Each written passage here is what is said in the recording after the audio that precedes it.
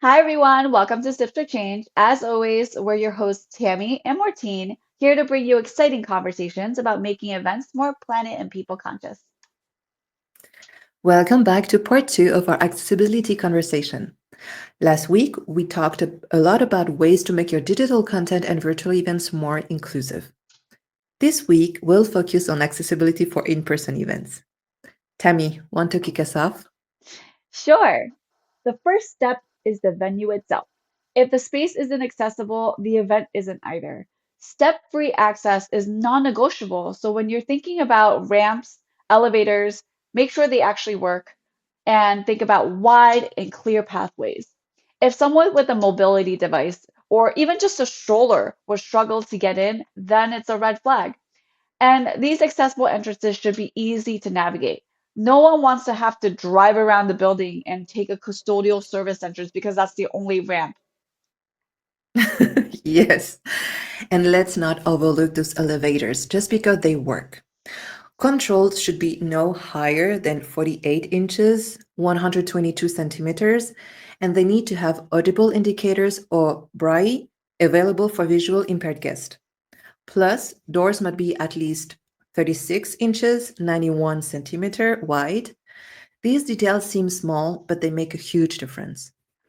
Absolutely. I can't tell you how many times I've been somewhere with my family and there's only one working elevator and it only fits my dad's wheelchair and myself.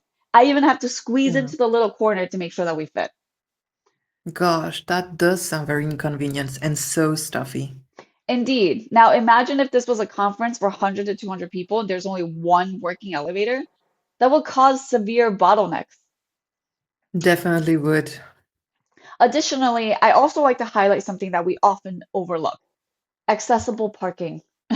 You need designated spaces that are at least 96 inches wide or 244 centimeters wide, with an access aisle that's at least 60 inches or 152 centimeters wide.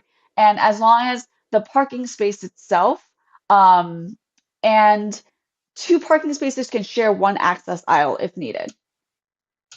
Yes, depending on where your event is, if most of your guests are driving, you'd have to consider having ample parking anyway, so it would be easy to check in on this.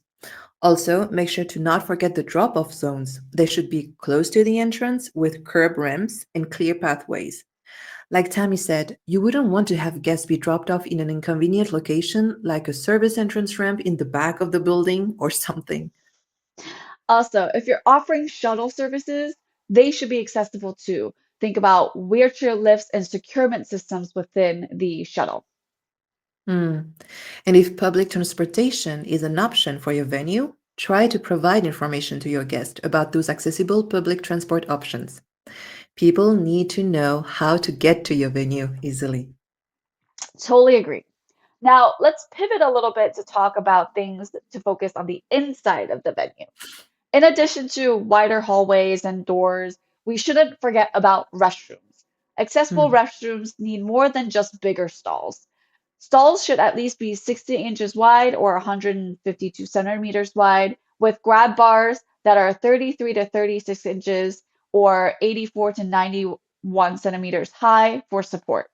Sinks should have ample space underneath, with at least 27 inches or 69 centimeters high for wheelchair access. And faucets should be easy to use, like automatic or lever operated ones. Agreed. However, we know that all sounds very technical, and we don't expect planners to be walking into site visits and measuring doorways, elevators. Unless you want to. Yes, unless you want to. But this is the opportunity to have conversations with your venue partners. They should know if their facilities meet accessibility standards. You simply have to ask and take note of these things that don't look right to you when you walk through the venue. And it helps to have a checklist. Obviously, when we do site visits, we always have our checklist, but it's great to also include an accessibility specific one, and we'll include one in the resources below so you can have that as well. Thanks, Tammy. Now, let's talk about some other things that are more within the planner's control in the event's design, such as seating. It's more than just having a few accessible spots. You need wider easels and extra space for mobility devices and service animals. And by the way, service animals aren't just dogs. Some people use miniature horses depending on local regulations. You need to tell me where these events are that have these miniature horses so I go check them out. But that is a great point. Different regions around the world have different policies and customs on what's acceptable. So make sure you brush up on that during the planning stages. And don't forget a designated relief area for those service animals. Ideally, it's close to the event space with disposal stations. I've heard about events that this wasn't considered, and it made things super tricky for attendees because they had to walk like super far and then take time away from listening and sitting in on sessions just to relieve Mm. their animals. And flexibility matters too. Be ready to adjust seating layouts if needed. If you're using skirted tables, be mindful about the length of the tablecloths so they don't get caught on wheelchairs. Whether you're using theater seating or banquet rounds, it's good to include wider easels for mobility devices. Make sure there's room to move things around to accommodate different needs. All great points, Martine. Another great point to consider is great signage, right? It's Mhm. like offering an invisible guide for everyone. When people are navigating through an event, they probably won't remember what the sign looked like, but they will for sure notice if it's missing and they get lost and can't find their way. It should be clear with large, simple fonts and high contrast. Think dark text on light background, or vice versa. Right. Signs should be placed at a visible height, ensuring that they are easy to see for all attendees. Make sure they aren't obstructed by furniture, decorations, or any other elements in the space so people can quickly find essential information. Oh, and let's not forget about tactile signage. That means raised letters and braille for visually impaired guests.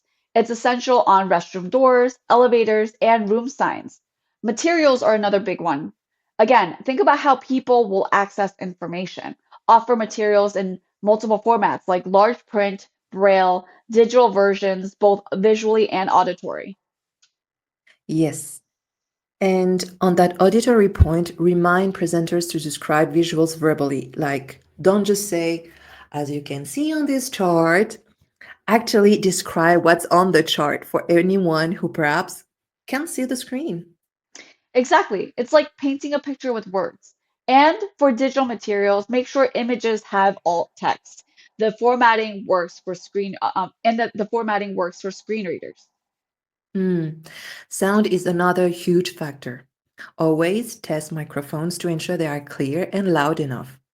Provide assistive listening devices such as FM systems or induction loops, which help people with hearing aids hear better by directly connecting their devices, amplifying sound, and reducing background noise.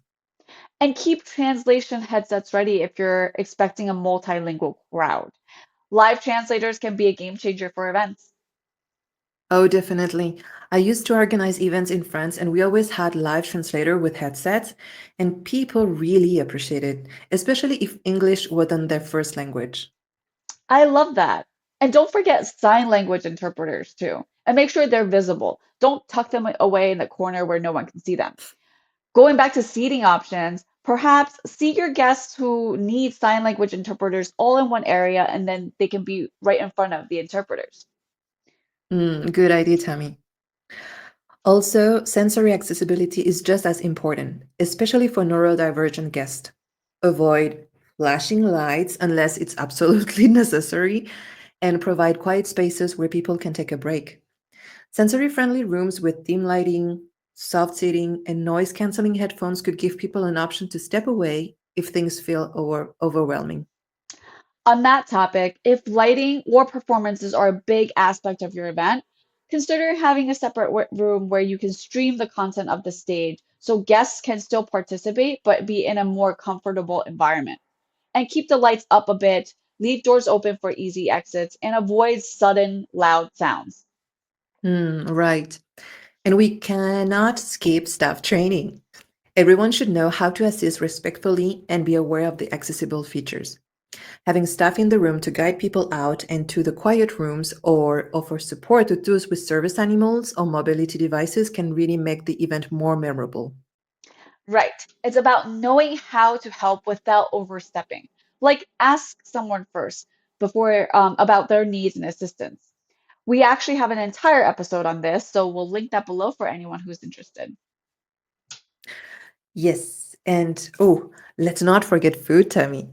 Label everything in clear, easy to read formats, especially allergens, including Braille would be a wonderful addition too.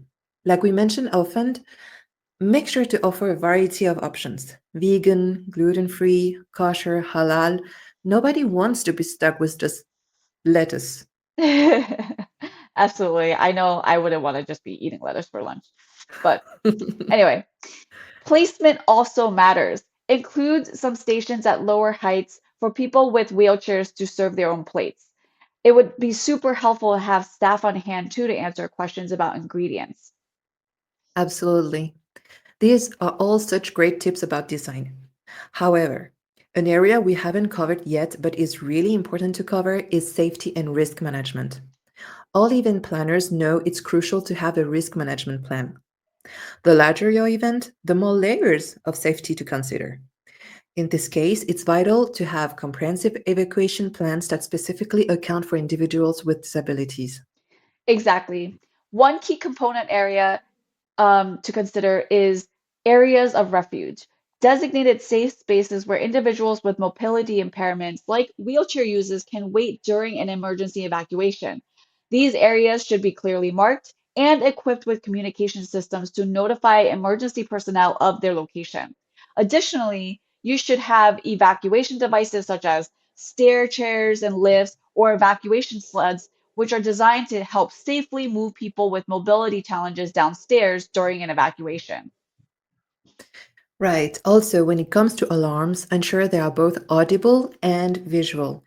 This means integrating flashing lights or strobe lights for people with hearing impairments and loud, distinct auditory signals for individuals with visual impairments. It's critical to ensure that everyone is alerted to the emergency in a way that suits their specific needs. These are the types of things that are critical to get a security team involved in discussing, either internally or hiring one. You can also leverage local and regional authorities to get involved in the planning to ensure you have all your bases covered. Excellent insights. When we talk through these details, it's clear that accessibility isn't just a checklist and requires planning and intentional design. This all helps create a space where everyone feels welcome and has an equal opportunity to participate.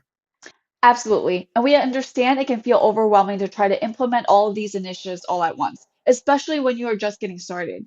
The key is to take it step by step. Little improvements over time make a big difference. The important thing is that we're making progress towards true accessibility. Right, and it's okay to ask people what they need. Accessibility isn't a one size fits all type of deal.